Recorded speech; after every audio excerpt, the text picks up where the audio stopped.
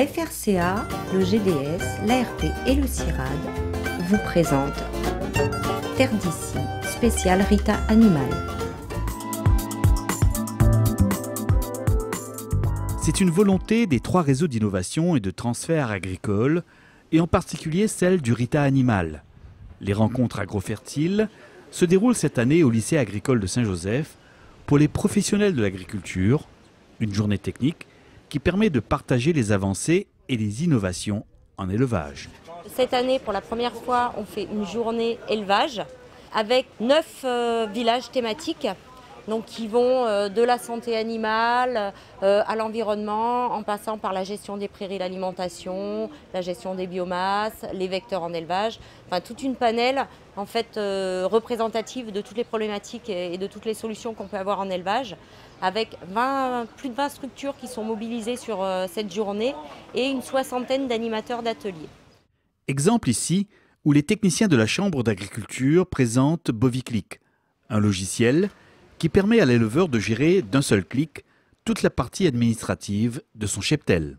Avant, si vous voulez, il y avait le modèle papier. L'éleveur était soit obligé de le poster, soit se déplacer pour le mettre dans une boîte aux lettres au niveau des antennes de la chambre. Là maintenant, il est chez lui, il se connecte à son PC ou éventuellement il se connecte à son smartphone. Il envoie toutes les informations au LEDE au niveau du réglementaire.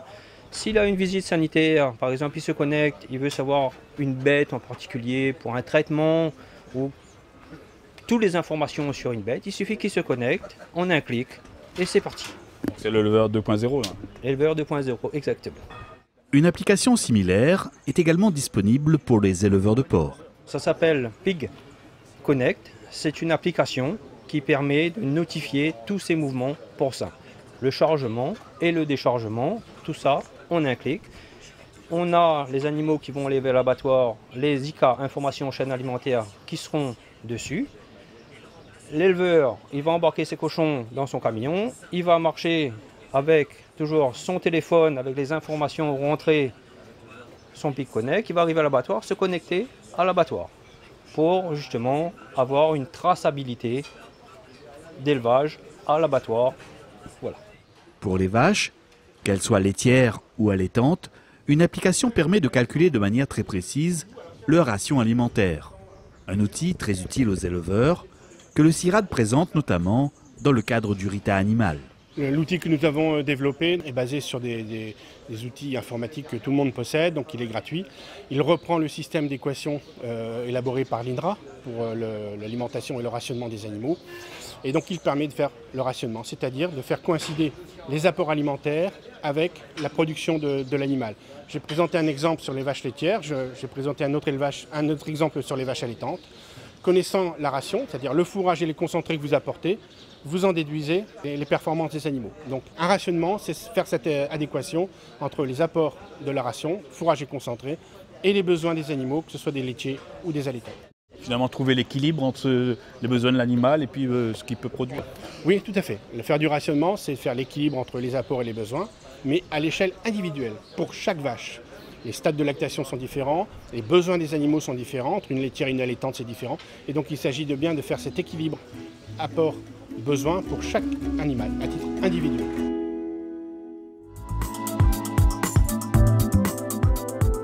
Implanté au cœur du lycée agricole de Saint-Joseph, c'est un véritable village de la connaissance qui ouvre ses portes aux professionnels de l'élevage.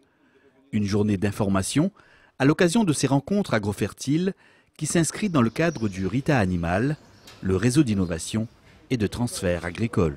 C'est une journée pour leur montrer où on en est au niveau de la recherche, sur les thématiques sur lesquelles on travaille, les avancées qu'il y a, les innovations, les nouveaux outils qui sortent aussi. Donc c'est notamment le cas sur tout ce qui va être pilotage des prairies et gestion des fourrages. Et leur montrer qu'on a déjà des réponses donc, sur les thématiques qui avaient été soumises au niveau des RITA, sur le sanitaire et sur l'alimentaire.